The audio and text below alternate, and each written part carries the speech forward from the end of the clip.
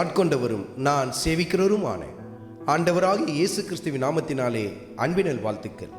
கிறிஸ்து இயேசுக்குள் மிகவும் பிரியமான அன்பு சகோதர சகோதரிகளே, சில பேரை நம்ம பார்க்க முடியும், மிகுந்த சோம்பலுள்ள ஒரு வாழ்க்கையை வாழ்வாங்க.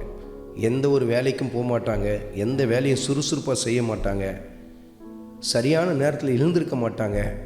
தூக்கம் தூக்கம் தூக்கம் தான் அவங்களுடைய வாழ்க்கையில் மிக அதிகமாக காணப்படும். ஒரு வேலை கிடைச்சாலும் அந்த வேலையில் சரியாக செய்ய மாட்டாங்க. ஏதாவது ஒரு காரணம் சொல்லி அந்த வேலையை விட்டு விலகி வந்துடுவாங்க. கர்த்தருடைய வார்த்தையில் எப்படி எழுதப்பட்டிருக்கு பாருங்கள். வசனத்தை குறித்து கொண்டு தியானித்து பாருங்கள். நீதிமொழிகளின் புத்தகத்தில் 22வது அதிகாரத்தில் 13வது வசனத்தையும் 26வது அதிகாரத்தில் 13வது வசனத்தையும் குறித்து கொண்டு தியானித்து பாருங்கள்.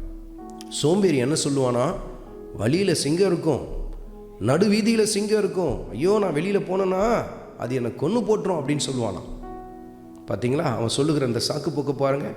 இப்படி தான் சில பேர், ஐயோ இந்த சமயத்தில் நான் இதை செஞ்சால் என்ன ஆகுறது, ஐயோ இந்த வேலையில் நான் எப்படி இருக்க முடியும், இங்கே எனக்கு இப்படிப்பட்ட ஒரு ப்ரெஷர் இருக்குது, என்னை இப்படி பிரச்சனைப்படுத்துகிறாங்க, எனக்கு இப்படிப்பட்ட பிரச்சனைலாம் ஏற்படுது என்று ஏதாவது ஒரு சாக்கு போக்கை சொல்லி ஒரு வேலைக்கு போக மாட்டாங்க, ஒரு பொறுப்பாக இருக்க மாட்டாங்க. எந்த வேலையில் உயர் அதிகாரிகள் ரொம்ப அன்பாக பாசமாக தயவாக நடக்கிறாங்க? நிச்சயமாக இல்லை. ரொம்ப கடினமாக இருப்பாங்க, இன்னும் சில இடத்துல கொடூரமான நிலையில் கூட காணப்படுவாங்க. சோம்பேறிகள் என்ன செய்வாங்க, அதே ஒரு சாக்குப்போக்காய் சொல்லி சரியான ஒரு வேலைக்கு போக மாட்டாங்க, குடும்பத்தை பராமரிக்க மாட்டாங்க. ஏன் தகுதிக்கேற்ற வேலை கிடைக்கல, ஏன் படிப்புக்கேற்ற வேலை கிடைக்கல, நான் போய் இந்த வேலையை செய்கிறதா, இப்படி சொல்லி சொல்லியே தங்கள் பொழுதை வீணடித்து கொண்டிருப்பாங்க. அதுதான் நடு வீதியில் சிங்கம் இருக்கும், வெளியில் சிங்கம் சுற்றி கொண்டு இருக்கும், நான் போனேன்னா என்னை அது சாகடிச்சிடும், இப்படியே சொல்லி கொண்டிருப்பாங்க பாருங்கள். அருமையான மகனே, அருமையான மகளே, இன்றைக்கு உன் குடும்ப வாழ்க்கையில் இப்படிப்பட்ட சோம்பல் நிறைந்த ஒரு வாழ்க்கையை நீ வாழ்ந்து கொண்டிருக்கிறாயா? ஏதாவது ஒரு சாக்குப்போக்கை சொல்லி உன் குடும்பத்தை பராமரிக்காத ஒரு சோம்பல் நிறைந்த ஒரு வாழ்க்கையை வாழ்ந்து கொண்டிருக்கிறாயா? இன்றைக்கு அந்த சோம்பலை தூக்கி எறிந்துவிட்டு சுறுசுறுப்புள்ள ஒரு மகனாய் மகளாய் மாறி என்று சொல்லி கர்த்தருடைய ஆவியானவர் சுட்டி காட்டுகிறார்.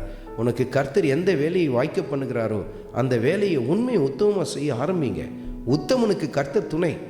ஏற்ற வேலையில் உங்களுக்கு ஏற்ற, உங்கள் தகுதிக்கேற்ற, படிப்புக்கேற்ற சிறந்த வேலையை கண்டிப்பாக கர்த்தர் தருவார்.